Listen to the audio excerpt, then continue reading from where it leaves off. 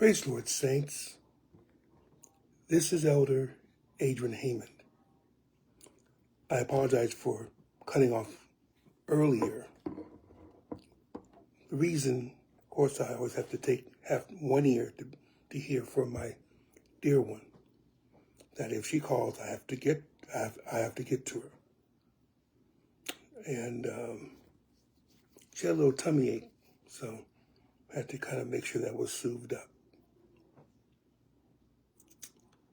Right now, we're on dealing with the book of Genesis, the book of beginnings. And we're getting into a particular area in which people actually start using this and apply it to things that are not even close to what it actually means, but yet it has severe applications for those who use this. And as I read, you'll begin to understand. Won't get to the point yet. That'll be probably next time. But as I lead to it, you'll see where it's going.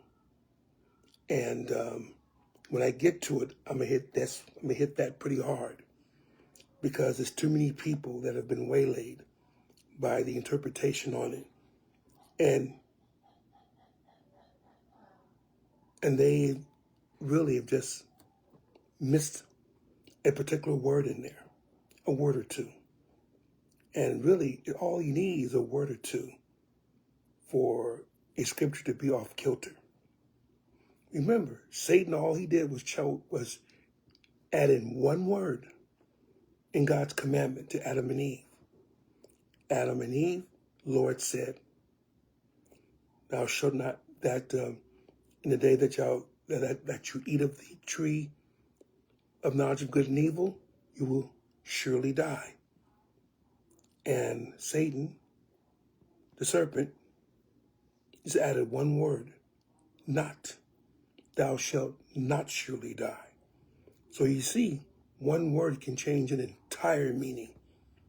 And you may say, well, that's just simple. No, it happens quite a bit.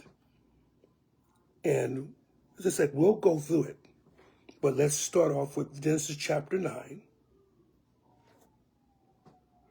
verse number 21. Genesis chapter 9, verse 21. This is when the family of Noah got off the ark. And we left it at, he began to be a husbandman, or he began to tend to vines. For what? To grow grapes. And of course, grapes can either be eaten whole or they can be smashed for their juice. And if you take the juice and you leave it for a period of time, store it in a certain way, it becomes alcohol, or in this case, wine. So it looks like wine was something that was of some growth before. Otherwise, Noah wouldn't have known how to grow it. Maybe Noah grew it at one time before. But something happened in this case. So verse 21 says, "And he drank of the wine and was drunken." That lets you know right then and there, he went too far. Now, Noah walked righteously, but in this particular area, he did not. He let himself be overcome by the fruit of his labors. Literally, he took of the juice and he drank of it, and he drank too much. Maybe he was thirsty. Maybe he didn't trust the water. Possibly, we don't know for sure. Didn't have time to dig a well. Okay, but then again, you have to have time to grow vines as well. So that may or may not really be accurate. But whatever it was, he took the wine, he drank it, and he became drunk. Then it says, and he was uncovered within his tent. See, if you drink too much alcohol, and that's the reason why I don't drink at all, because I don't know how much my body could take, to be honest. And as for me, I've tasted NyQuil. I started getting tipsy off of that. I tell people that all the time. People laugh, but it's true. So if I don't feel great around a medicine with alcohol, what am I going to do with the alcoholic beverage? It's going to cause me to lose thought or to not think of things I should. And one thing alcohol does is it loosens your inhibitions. So what you would normally not do, because you have certain standards, it's not you being a hypocrite, it's you have certain standards. All of us could do certain things. But in certain cases, alcohol takes down those barriers, takes down those inhibitions. And then now you're more apt to do the things that you normally wouldn't do. And many of those things are really to please the flesh only, because it's the flesh that rages. Alcohol makes the flesh just rage. Things that you didn't think you would do, oh my goodness, you do.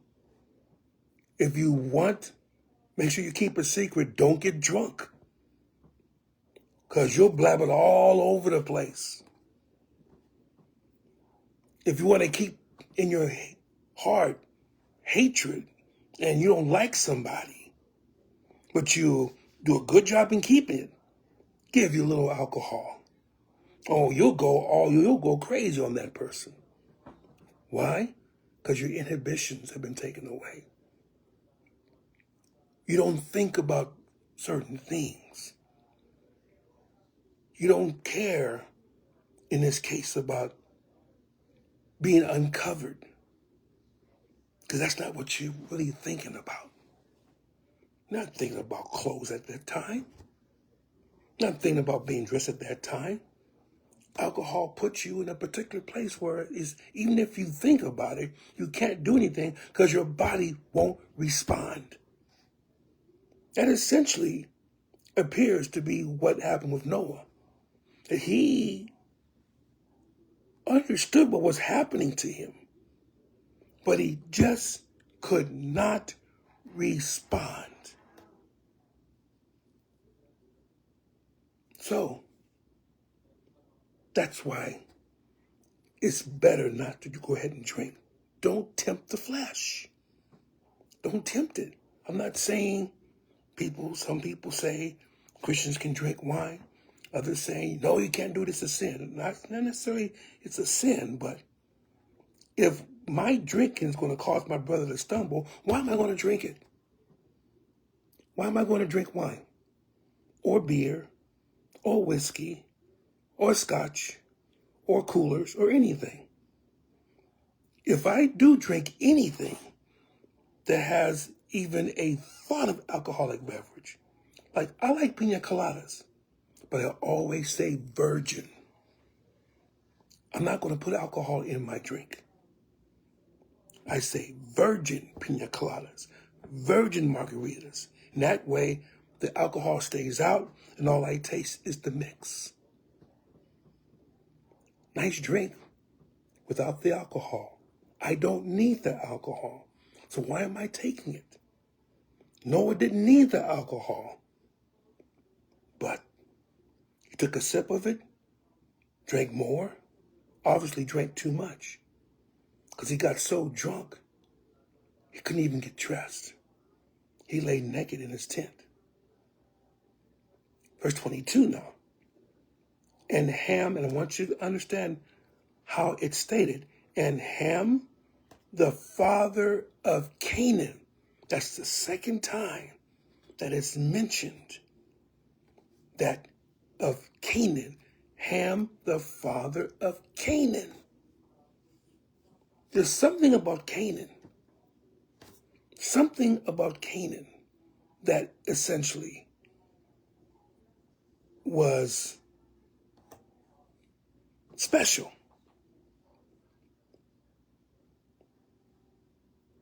And that is to play a big part into what happens afterwards.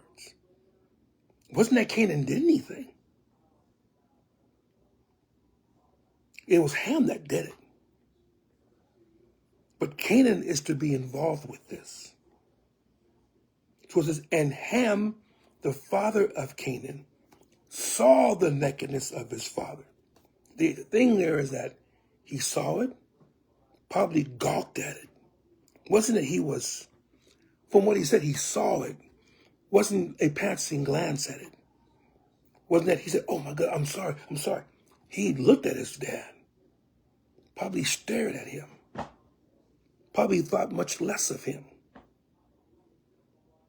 All the times that, and remember, if we see our parents in compromising positions, you tend to think less of them. Taking drugs, you think less of them.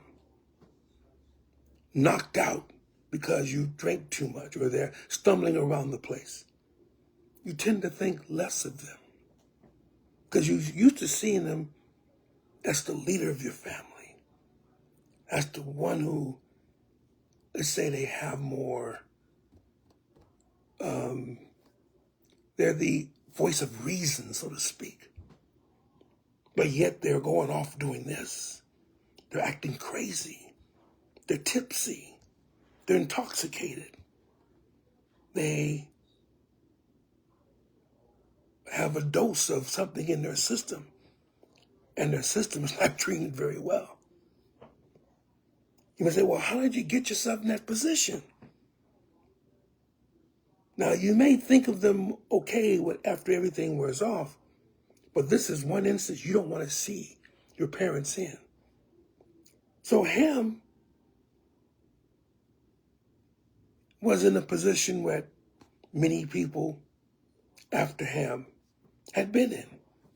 They've seen the nakedness of their parents. Again, something that you really don't want to see. I don't think I've ever seen the nakedness of my mother and don't plan on doing so. Nor of my father and don't plan on doing so. It's just something that just doesn't like in my mind. Of course, if I take care of them like I take care of my wife, then you have to. But I'm used to my wife. I'm used to seeing her. So it doesn't really matter to me. I just have to get things done. Mother, father, it's always been that. That's my mother. That's my father. So think about it from Ham's point of view. He gawked at this, but he didn't keep it a secret either. He didn't keep it a secret. He didn't, and he didn't do anything about it. Now, if he had saw Noah and he had took something to cover him up, even if he saw him, that may have mitigated the issue. But he left him the way he was. He went out and found his two brothers. It says, and Ham, the father of Canaan, saw the nakedness of his father and told his two brethren without.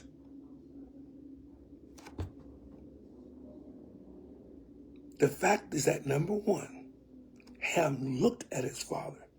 Wasn't a passing glance. Probably took a big gawk at him.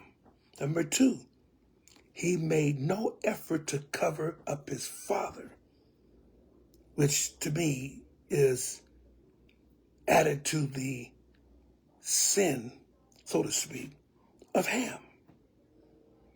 That we're here, even right now spiritually, we're to try not to lay bare people, but to ask the Lord to cover them, to heal them of their iniquities, to make restitution for sin if there's sin in the camp. We don't just go around broadcasting sins to the world. We don't go around taking the iniquities of people and blasting it all over the place. Especially as ministers, we can't do that. So you may say it's something like what's taking place. That essentially you end up in a position where as you are laying people naked, that the entire world can see. And for this family, the entire world was them. Ham did nothing to cover him up.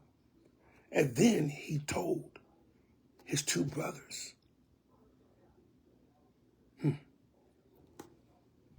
So what did his brothers do? Verse 23. And Shem and Japheth took a garment and laid it upon both their shoulders. Was it a garment? Was it a cover? Whatever it was, they took the garment. And it was big enough that essentially both of them had to cover it. Or both of them had to lay it upon their shoulders. But then they went backwards and covered the nakedness of their father. And their faces were backward, and they saw not their father's nakedness. They were very discreet. Let's take this garment. Let's walk backwards into the tent. Let's kind of feel around for where our father is. And then once we find our father, let's put the garment over our father to make him look decent. We don't want to see his nakedness. We don't want to see him exposed. We have to,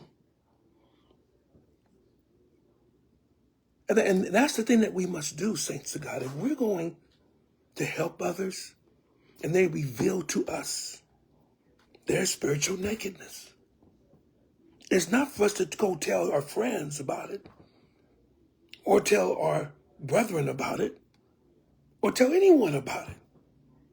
It's for us to work to get this covered. Not sneaky, not trying to be sneaky, not trying to be hypocritical, but knowing that the embarrassment that someone may feel and that they may, when they have done it, well, Lord, help me. I want to be restored. The helping is in the restoration. Really, that's what atonement means. Atonement means a covering. It covers up sin. It covers up nakedness. This is where an atonement is. In one case, Ham gawked at it, left the tent, told others about it. In the others, the two brothers took a garment, found their father, didn't see his nakedness, put the blanket on so they didn't have to see his nakedness, and then walked out the tent. You see the difference? Now, I always wondered, how come Ham was blamed for this? He said, well, Ham just wandered into the tent. He didn't know. Well, maybe, but then again, now that I'm thinking about it, there are several things he did wrong. Number one, did he have the permission to go into his father's tent? Maybe there should have been some type of, privacy. Ham just walked into his father's tent, as far as we can tell. Number one. Number two, he looked at his father, saw he was naked, stared at his father. Now, it doesn't say stare, but it didn't say he took a glance. Didn't say he peeped around and then tried to, felt embarrassed about it. So all we can do is assume that when he saw the nakedness of his father, saw his father uncovered, he stared at him. Maybe he wasn't used to seeing his father that way, and I can understand that. But you don't stare. Then you leave your father without making a change in his condition. You knew he was helpless. You knew he couldn't help himself. But you left him the way he was.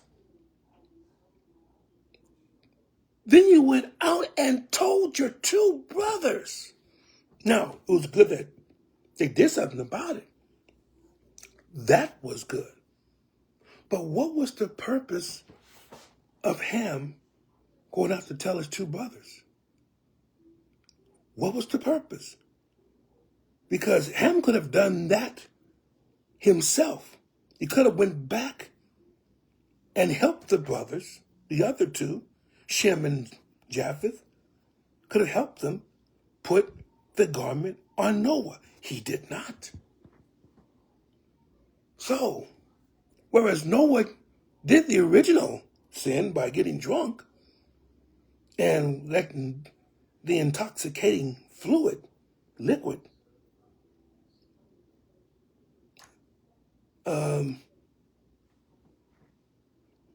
allowed it to take its effect, which left him naked. So that was on Noah. But he was in his own tent. Ham didn't have to see him that way. Ham didn't have to leave him that way. So as we get to see it, there's some problems. And verse 24, I'll end with this tonight. And Noah awoke from his wine, his stupor, his intoxication. He began to be able to move himself.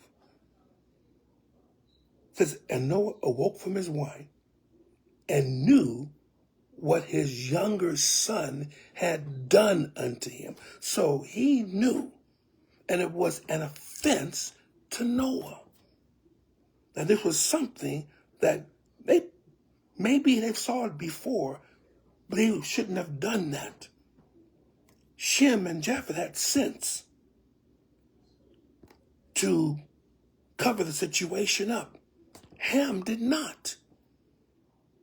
And so even if Noah could see in his eyes, looked at Ham may have looked at Noah and thought that Noah was just staring off in the distance. But Noah knew exactly what was going on. He just couldn't help himself.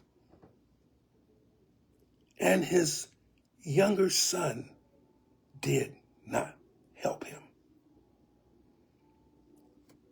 So that's where Ham's sin comes in. He did not mitigate the nakedness of his father. He came into his father's tent without being invited in. He told others about what he had seen. And we wonder sometimes why people don't come to ministers. We wonder sometimes why people don't confess, because some have a tendency to blab their mouth. We have to be more cognizant of the needs of the people. We have to be more discreet. But the gist of our message for this particular section of scripture We'll be dealing with that next time we go through Genesis. Be prepared for that, because there is a lesson, and a big lesson, that we should know, but has been completely ignored for centuries. God bless you, and may He keep you. Take care of yourselves, and keep living this life for Christ. Because in due season, He will clothe you with the garment of righteousness. Love you. Take care of yourselves. In Jesus' name.